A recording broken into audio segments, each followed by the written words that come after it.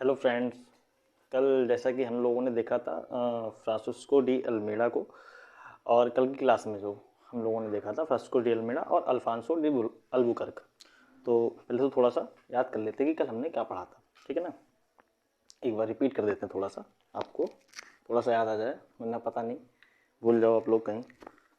ठीक है, तो कल हमने देखा था फ्रांसिस्को डी अल्मेडा। ठीक है ना, इसका टाइम पीरियड क्या था? फ्रांसिस्को डी अल्मेडा का टाइम पीरियड था 1505 से 1509। ठीक है ना।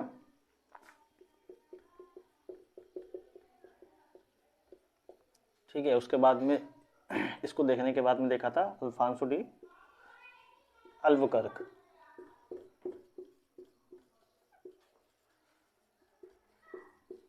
ठीक है ना, अल्फांसो डी अल्बुकर्क, इसके बारे में क्या था कि इसने जो था समुद्री साम्राज्य, एक जो समुद्री साम्राज्य उसकी स्थापना की थी। इसने क्या किया था अल्फांसो डी अल्बुकर्क ने भारत में साम्राज्य जो है पुर्तगाली साम्राज्य उसकी स्थापना की थी। ठीक है ना, तो इन दोनों का अलग रहेगा। ठीक है, बाकी मैंने कल नोट डाउन करवा दिया जो इसके इंपॉर्टेंट फैक्ट्स थे। ठीक है ना, और इसका टाइम पीरियड रहता है 1509 से 1515 ठीक है ना। और उसके बाद में कल मैंने बताया था आपको कि इसने जो था अल्फांसो डी अल्बुकर्क ने एक कॉटेज अल्मेडा प्रणाली जो था उसको एस्टेब्लिश किया था, स्थापित किया था। उस परमिट जारी करता था। परमिट जारी करने के बाद में ही सारे लोगों को, जो लोग व्यापार वाणिज्य करना चाहते थे उन लोगों को आवागमन की जहाज़ों से सुरक्षा प्रदान की जाती थी। तो उसके बारे में थोड़ा सा लिख लीजिए और उसको समझ लीजिए। ठीक है ना।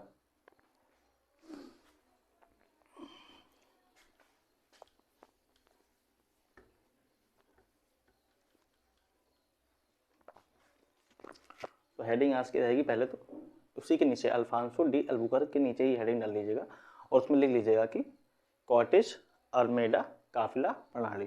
ठीक है ना, क्या हेडिंग रहेगी? कॉटेज अल्मेडा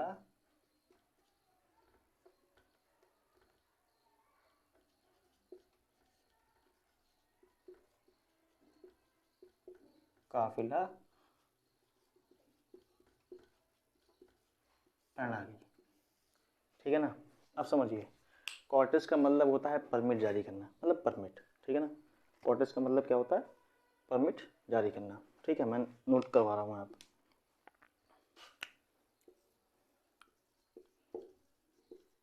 परमिट, आर्मेडा का मतलब होता है नौसैनिक समूह। ठीक है ना,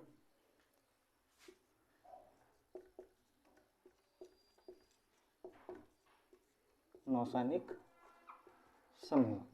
काफिला, नौसैनिक लिख सकते हैं, समूह। काफिला का मतलब हो जाता है समूह, यानी कि एक ऐसी नौसैनिक व्यवस्था जो जहाज के लिए परमिट जारी करती थी और आने वाले व्यापार वाणिज्य के लिए जो जहाज आते थे उनको सुरक्षा प्रदान करती थी। समझिएगा कैसे? जैसे कि किसी का परमिट जारी किया गया है, मान लीजिए दो जहाज हैं। ठीक है ना, इनको परमिट जारी किया गया है पुर्तगालियों की तरफ से। ठीक है ना, क्या किया गया? परमिट जारी किया गया। तो क्या होता था कि अब पुर्तगाली इनको सुरक्षा कैसे प्रदान करते थे? समझिए, एक इनका नौसैनिक समूह का जहाज यहाँ पे रहता था, एक इनका नौसैनिक समूह का जहाज यहाँ पे रहता था, एक इनका नौसैनिक समूह का जहाज यहाँ पे रहता था, एक इनका यहाँ पे रहता था, एक इनका यहाँ पे रहता था। अब ये जो दो मेन हैं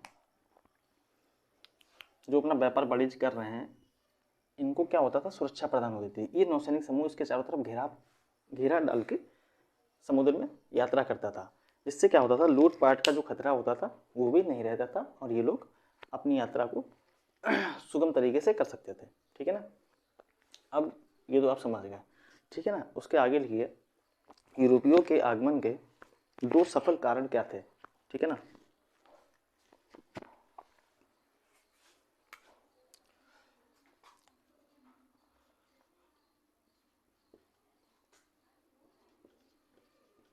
यूरोपियों के आगमन, या यूरोपियों या फिर पुर्तगाली भी लिख सकते हो।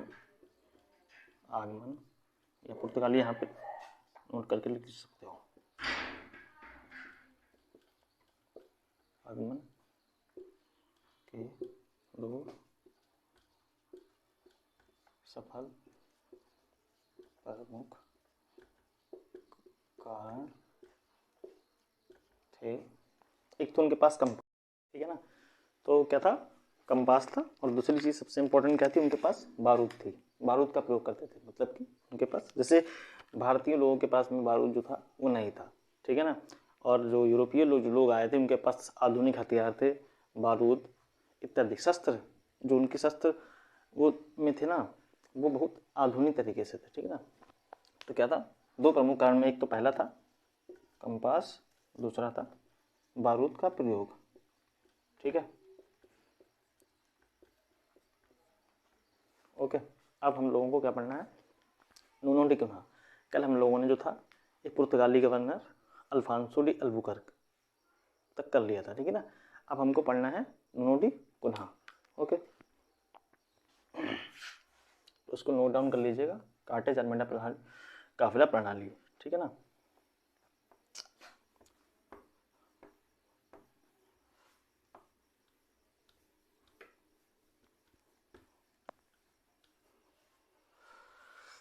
नूनो डी कुन्हा, ठीक है ना। इसका टाइम पीरियड था 1529 से 1538, ठीक है।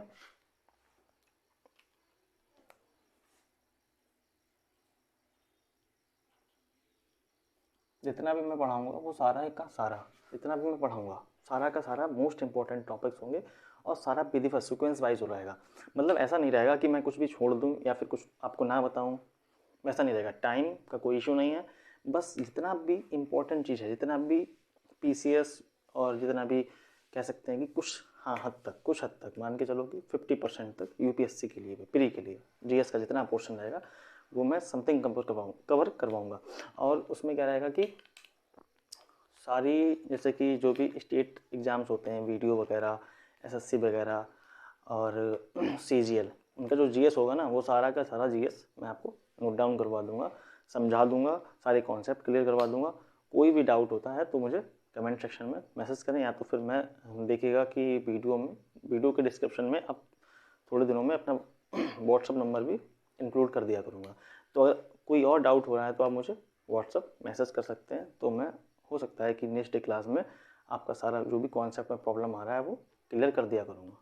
ओके, बस थोड़ा सा मुझे सपोर्ट करते रहिएगा, और सब्सक्राइब और कमेंट लाइक करते रहिएगा, ठीक है ना। तो हम लोगों को क्या स्टार्ट करना है, Nuno da Cunha. Time period क्या था, 1529 से 38।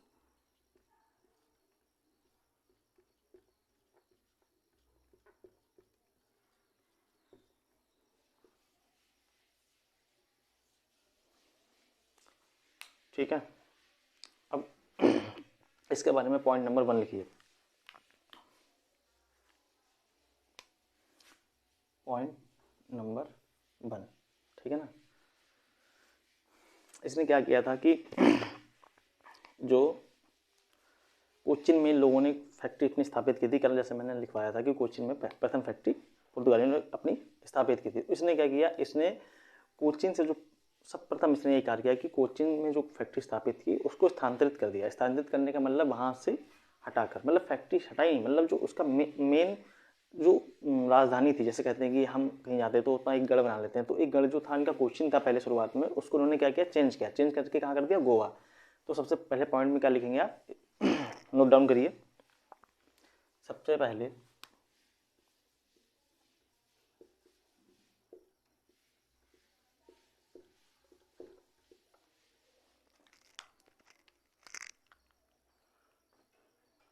1530 ईस्वी में, ठीक है ना, सबसे पहले 1530 ईस्वी में इसने राजधानी परिवर्तन,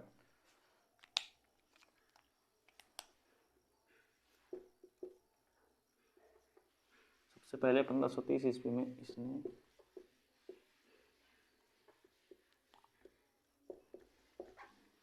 राजधानी परिवर्तन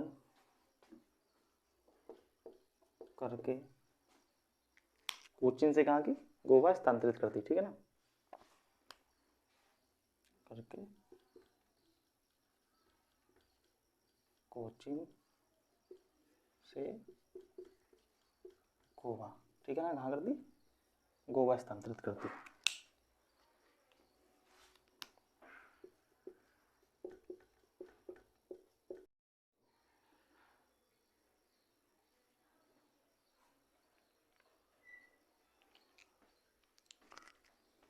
क्या किया है, सबसे पहले 1530 ईस्वी में इसने राजधानी परिवर्तन करके कोचीन से गोवा स्थानांतरित कर दी। जो राजधानी पहले 1505 में कोचीन को बनाया गया था, उसको इसने क्या किया, 1530 में कोचीन से गोवा स्थानांतरित कर दी। ठीक है ना। फिर लिखिए, नोट करके इसके नीचे यहाँ पे लिख लीजिएगा नोट।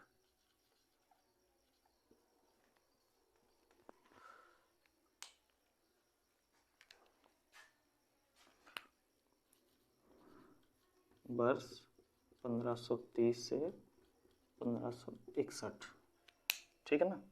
वर्ष 1530 से 1561 तक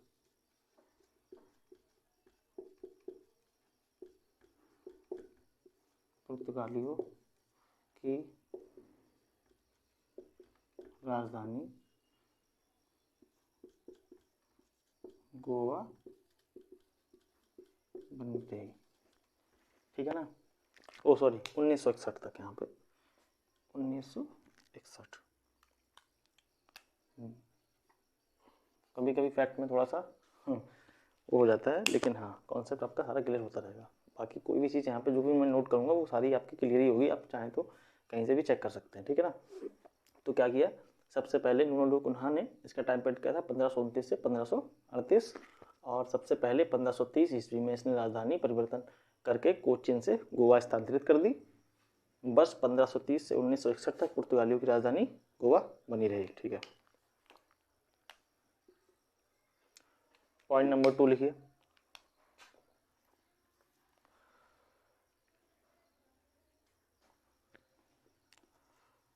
पुर्तगाली भारत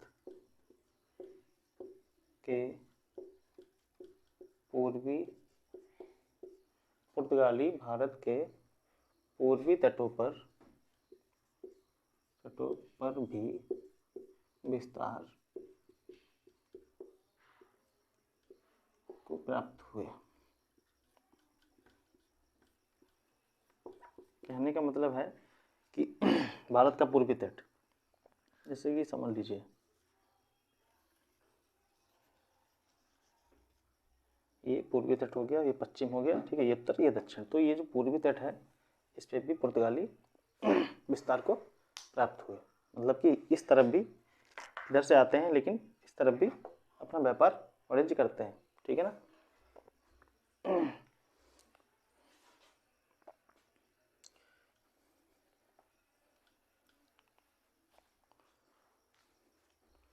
इसमें नोट डाउन करके लिखिएगा या नोट डाउन ना, उदाहरण करके लिख लीजिए। उदाहरण, सैंथो में मद्रास के निकट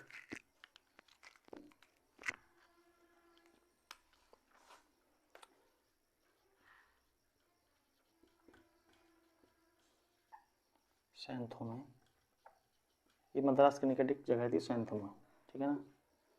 मद्रास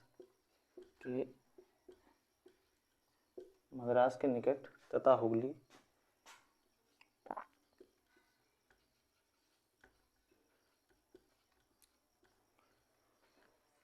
कलकत्ता के निकट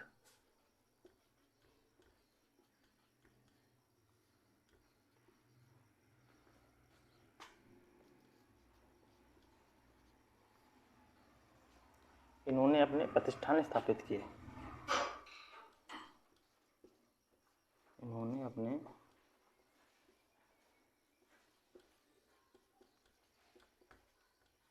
प्रतिष्ठान स्थापित किए। ठीक है ना।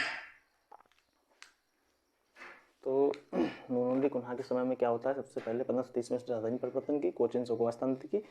1530 से 1961 तक पुर्तगालियों की राजधानी गोवा बनी रही। पुर्तगाली भारत के पूर्वी तट पर भी विस्तार को प्राप्त हुए। सैंथो में जो मद्रास के निकट है तथा हुगली जो कलकत्ता के निकट है, वहाँ पर भी इन्होंने अपने प्रतिष्ठान स्थापित किया है। कहने का मतलब ये था कि जो पूर्वी तट है ना, उसको भी इन्होंने विस्तार किया, पूर्वी तट पे भी अपना विस्तार किया। तो पूर्वी तट पे क्या विस्तार किया, कहाँ किया, वो मैंने आपको नोट डाउन करवाया। अब क्या करना है, इसमें एक और पॉइंट लिख लीजिए, पॉइंट नंबर 3। जापान के साथ भी इन्होंने अपना व्यापार प्रारंभ किया। जापान के साथ भी इन्होंने अपना व्यापार प्रारंभ किया। ठीक है, जापान के साथ भी इन्होंने अपना व्यापार प्रारंभ किया। इसी समय में 1529 से 1538 का जो टाइम पीरियड रहता है ना, उसी में ही इन्होंने जापान के साथ भी अपना व्यापार प्रारंभ किया। तो इतना नोट कर लिया है। अब हम लोग देखेंगे कि इन्होंने जो अपने व्यापारिक केंद्र स्थापित किए, जितनी इन लोगों ने अपनी फैक्ट्रियाँ स्थापित की, वो कहाँ कहाँ की, किस टाइम पीरियड में की, वो सारी जो एक लिस्ट वो मैं आपको दूंगा। ठीक है ना, किस समय में की और किस जगह पे की। ठीक है ना, तो एक मिनट दीजिएगा ज़रा।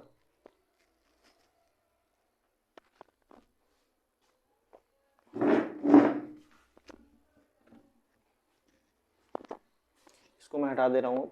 ठीक है ना,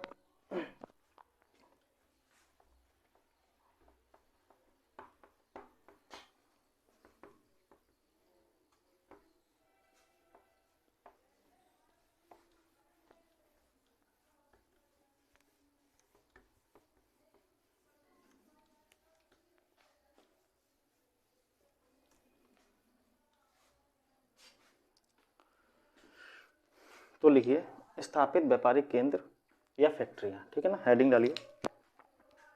क्या रहेगी हेडिंग? स्थापित व्यापारिक केंद्र या फैक्ट्रियाँ। पहले तो आपने लोगों ने डाल लिया होगा, या ऐसे डाल लीजिए, पुर्तगालियों के द्वारा स्थापित व्यापारिक केंद्र या फैक्ट्रियाँ। ठीक है ना, हेडिंग रहेगी आपकी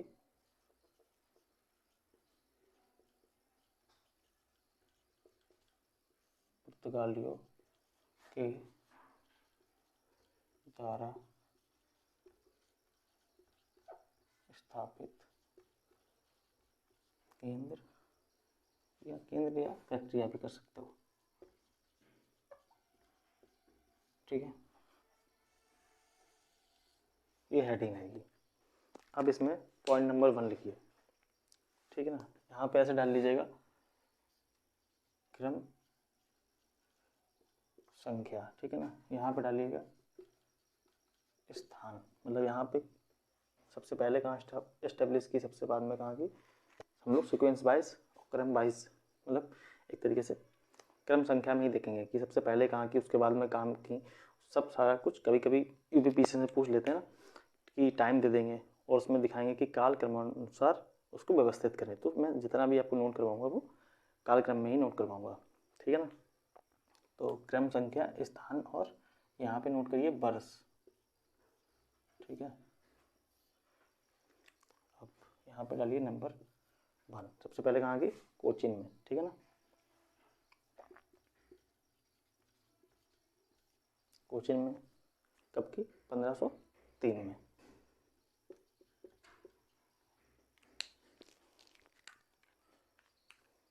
दूसरी की कन्नौज।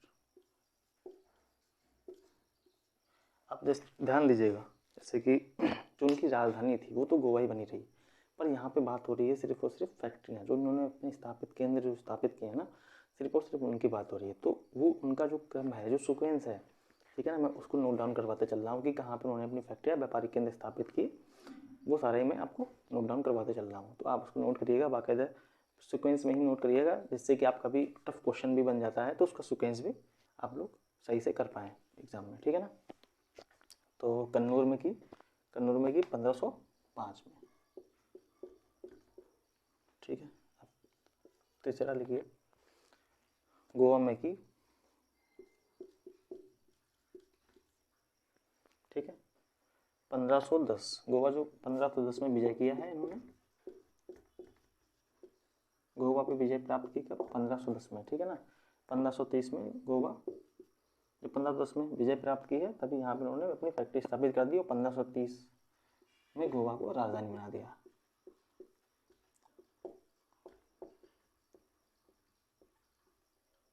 ये मैंने आपको नोट भी करवाया पहले। ठीक है, अब लिखिए चौथी। चौथी की है बेसिन या बसीन में। कहीं कहीं पे बेसिन और कहीं कहीं पे बसीन, दोनों ही लिखा होता है, ठीक है ना। तो ये हुआ है 1534 में। उसके बाद पांचवी फैक्ट्री जो स्थापित की है वो की है चटगांव।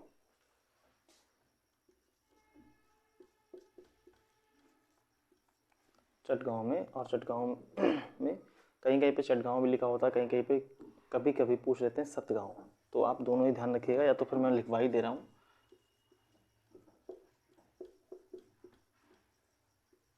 सतगांव इसमें कब स्थापित की? 1534 में।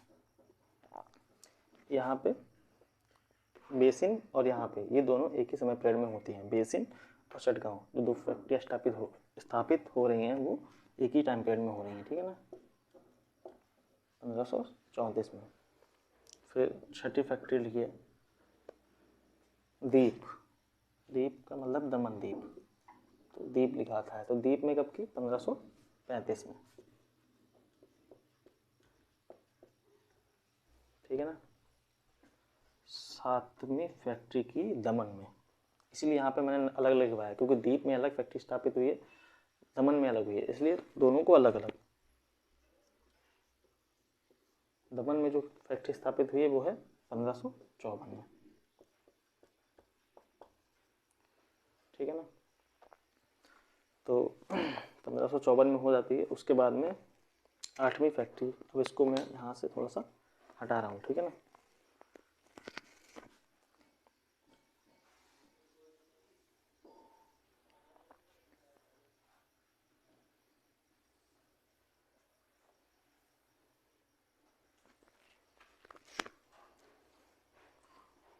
आठवीं फैक्ट्री जो उन्होंने की है हुगली यानी कि कलकत्ता के निकट, ठीक है ना, वो कब की है? वो है की 1537 में।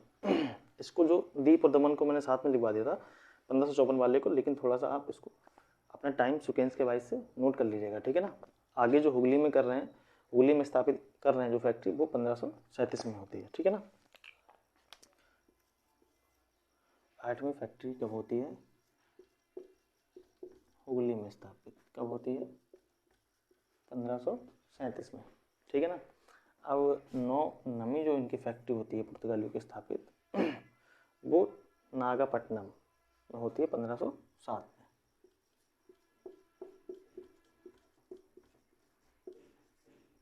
नागापट्टनम में होती है 1507 ईस्वी, ठीक है ना। तो ये हो गया। और कुछ फैक्ट्री बची है वो मैं आपको देख के बता रहा हूँ। हाँ, अब ठीक है, 9 ही है। तो क्या 9 फैक्ट्री थी जिनको मैंने आपको बाय डेट और बाय प्लेस नोट करवा दिया है, ठीक है ना। अब इसको आप नोट कर लीजिएगा।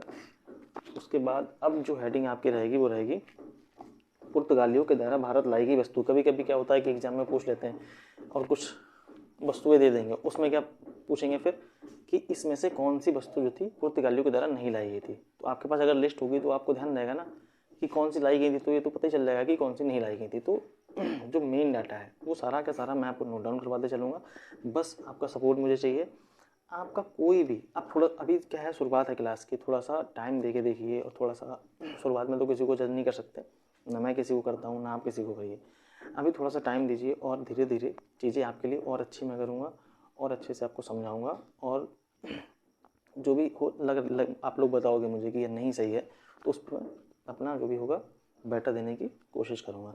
तो आपको बस इतना है कि आपको क्लास देखनी है, पूरी क्लास देखनी है। जितना भी मैं मटेरियल आपको नोट डाउन करवाता हूँ उसको नोट कीजिए।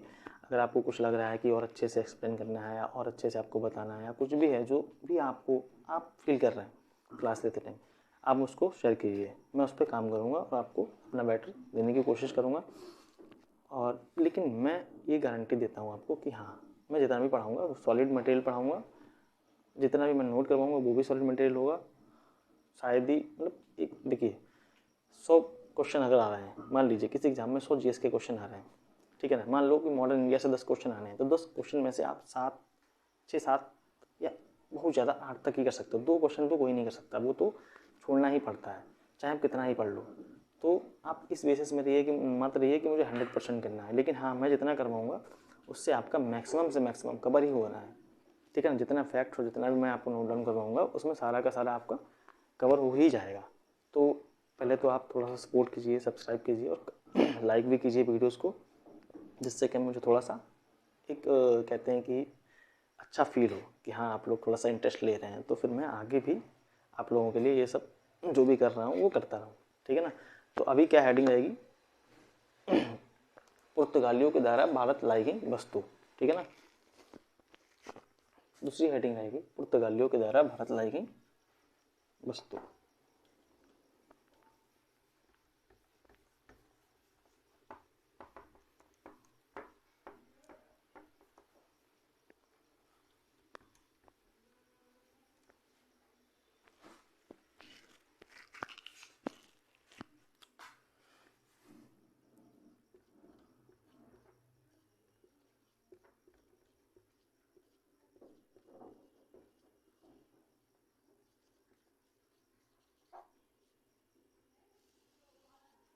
ठीक है, तो सबसे पहली वस्तु इसमें लिख लीजिए तम्बाकू। तम्बाकू हमारे यहाँ नहीं होती थी पहले, पुर्तगालियों की देन है ये। जो नशा वशा जो जितना भी है ना, ये सब अंग्रेज़ों की देन है। भारत में नशा और जो भी हो रहा है ना, देख रहे हैं हम लोग, जिससे हमारा एटमॉस्फेयर, हमारा समाज खराब हो रहा है, तो वो जो भी है वो सब पुर्तगालियों और अंग्रेज़ों के द्वारा ही भारत में आई, ठीक है। तो सबसे पहली वस्तु क्या रहेगी, तम्बाकू।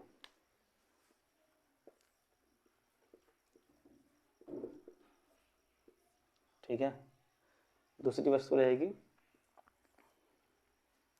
आलू। तीसरी रहेगी मक्का। चौथी वस्तु रहेगी अनानास।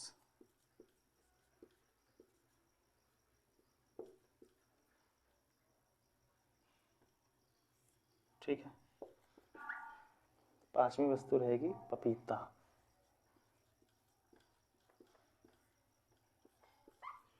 छठी वस्तु रहेगी काजू।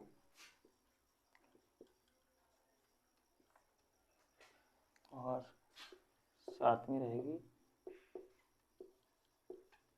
लीची। आठवीं रहेगी शकरकंद।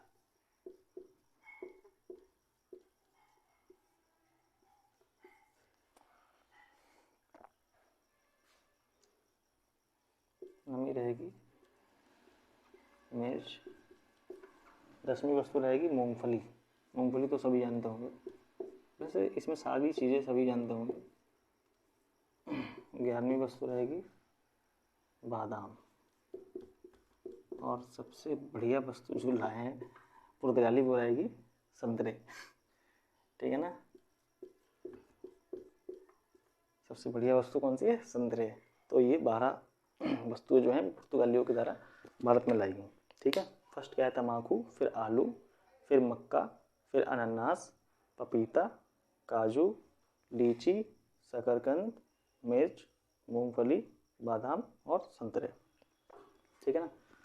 तो ये नोट डाउन कर लीजिए। और इसके बाद में हम लोग पढ़ेंगे पुर्तगालियों के पतन के कारण क्या थे, मतलब ऐसा क्या हुआ, ऐसी क्या स्थितियाँ हुई जो पुर्तगालियों का पतन हो गया। मतलब पुर्तगालियों इतना अच्छा इस्टेब्लिश करने के बाद भी, इन फैक्ट्रियाँ खोलने के बाद भी क्या हुआ कि अंग्रेज़ों ने अपना आधिपत्य यहाँ पे जमा लिया के और उनको पीछे हटना पड़ा। वो सिर्फ और सिर्फ गोवा तक ही सीमित हो गए। तो ऐसा क्या हुआ, तो वो हमें सारे रीजन अभी देखने हैं, ठीक है ना।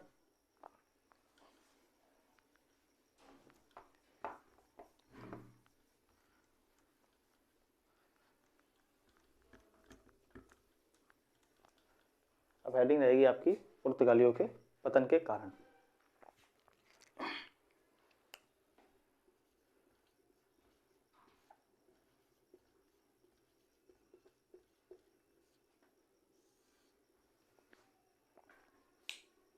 और ठीक है ना, तो आज हम लोग जो है पुर्तगाली, यहाँ पे ये जितना भी फैक्ट था, जितना भी इम्पोर्टेंट था पुर्तगालियों से, मैंने आपको दे दिया। अब हम लोग जो स्टार्ट करेंगे ना, वो कल आज मैं पुर्तगाली को लास्ट कर दूंगा, इसके पतन के कारण बताने के बाद में क्लास को ऑफ कर दूंगा। उसके बाद में हम लोग कल से पढ़ेंगे डच, ठीक है ना। कल की क्लास में जो टॉपिक रहेगा वो डच से स्टार्ट होगा, और ख़त्म होता है या नहीं होता है या नेक्स्ट क्लास में हो पाता है वो आगे देख लेंगे, ठीक है ना। तो पुर्तगालियों के पतन के कारण में नंबर 1 पॉइंट लिखिए, यूरोपीय चुनौतीपूर्ण प्रतिबद्धता। अब देखिए चुनौतीपूर्ण प्रतिबद्धता का मतलब क्या हो गया कि मैंने बताया भी था कि जितने भी पुर्तगाली आए, जैसे डच, फ्रांसीसी, अंग्रेज सब आए ना, तो एक सब अपना आधिपत्य भारत में जमाना चाहते थे, क्योंकि यहाँ का जो व्यापार वाणिज्य था बहुत अच्छा था, बहुत सुगम था, और यहाँ की जो वस्तुएं हैं वो विदेशों में बहुत महंगी बिक रही थी। तो यहाँ पे क्या हुआ, संघर्ष छिड़ने लगा। जो यूरोपीय आए थे उनके आपस में ही बताया था कि मैंने, यूरोपीय संघर्ष, तो यूरोपीय जो जितने भी व्यापार वाणिज्य करने लोग आए उनके आपस में ही संघर्ष होने लगा, ठीक है ना। जब आपस में ही संघर्ष होने लगा तो फिर क्या हुआ, पुर्तगालियों को पीछे हटना पड़ा, या अंग्रेज आए तो डच आए, फिर डच के बाद में अंग्रेज, तो इस तरीके से हमारा सीक्वेंस चलता रहता है। तो अभी नंबर 1 हेडिंग हम लोग डालेंगे, नंबर 1 हेडिंग पर चूंकि नंबर 1 पॉइंट रहेगा यूरोपीय चुनौतीपूर्ण प्रतिबद्धता। यूरोपीय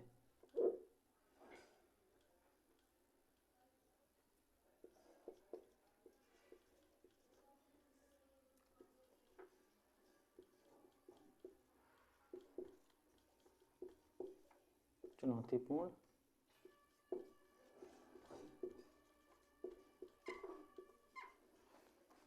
प्रतिबद्धता, इसमें लिख लीजिएगा डच व अंग्रेजों, ऐसे लिख लीजिए,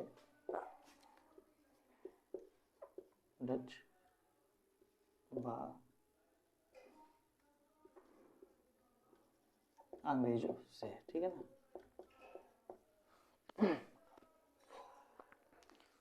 फिर लिखिए नंबर 2 पॉइंट,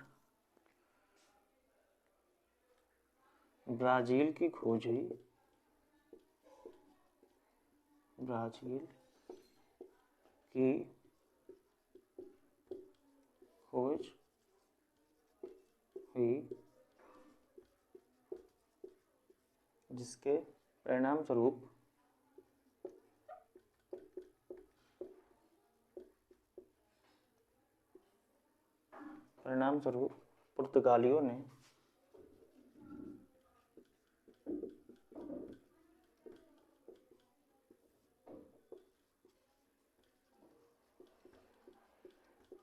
पुर्तगालियों ने भारत के स्थान पर, ब्राजील की खोज हुई जिसके परिणाम स्वरूप पुर्तगालियों ने भारत के स्थान पर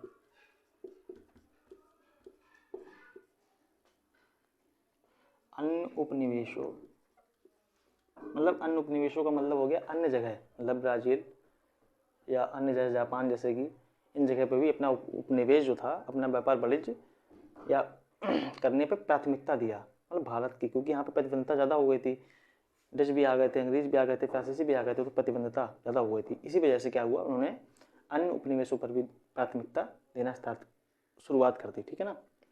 क्या हुआ, ब्राज़ील की खोज जिसके परिणाम स्वरूप पुर्तगालियों ने भारत के स्थान पर अन्य उपनिवेशों पर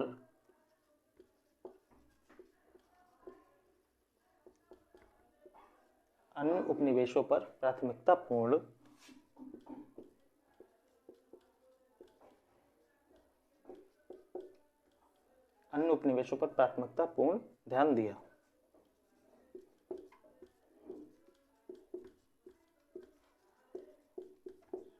ठीक है ना। अब सबसे जो मोस्ट इंपॉर्टेंट है, इनका क्या था पुर्तगालियों का, ये यहाँ पे व्यापार वाणिज्य तो कर ही रहे थे, ऊपर से ये लोग क्या कर रहे थे कि बलात् धर्म परिवर्तन, इनकी जो मंशा थी, जो ये लोग सोच रहे थे, इनका था कि यहाँ पे एक आधिपत्य जमा लेना, वहाँ अपने जो पुर्तगाली जो सदस्य थे या पुर्तगाली पुरुष थे, उनसे ये लोग कहते थे कि भारत की जो महिलाएं हैं उनसे आप विवाह करें और उनसे जो संतानें होंगी वो हमारे लिए लड़ेंगी। तो इनका क्या था, ये लोग यहाँ पे हमारे समाज में गंदगी भी फैला रहे थे, व्यापार वाणिज्य तो कर ही रहे थे ना।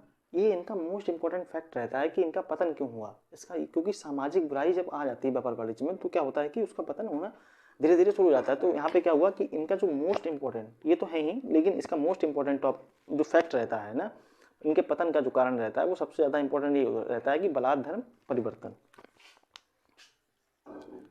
धर्म परिवर्तन करवाते थे, महिलाओं से शादी करके उनका धर्म परिवर्तन करवाते थे, ठीक है ना। बलात् धर्म परिवर्तन। जनसंख्या विस्तार की नीति, जैसे मैंने बताया ना कि पुर्तगाली पुरुष जो हैं वो भारत की महिलाओं से वैवाहिक संबंध बनाए, ठीक है ना। तो जनसंख्या विस्तार की नीति, अपना साम्राज्य बढ़ाना चाहते थे, भारत में ही रहकर भारत में ही अपना आधिपत्य बना लेना चाहते थे। व्यापार वाणिज्य तो करना ही था इनको भारत में ही अपना आधिपत्य बना लेना था, इसलिए इनका ये महत्वपूर्ण पतन का कारण ये भी रहता है, ठीक है ना। तो उसमें लिखिए पॉइंट नंबर 4 में जनसंख्या विस्तार की नीति।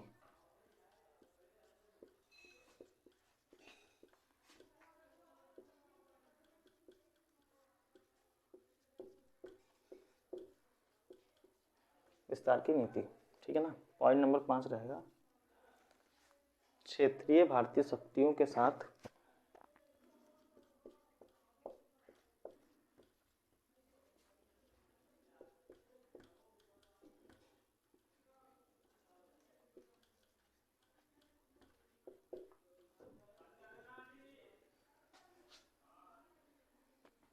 शत्रुतापूर्ण व्यवहार।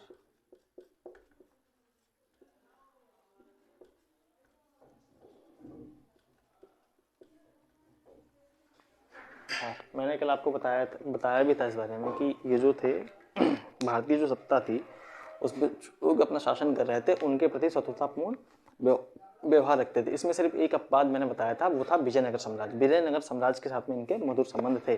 बाकी जितने भी साम्राज्य थे भारत में, जितने भी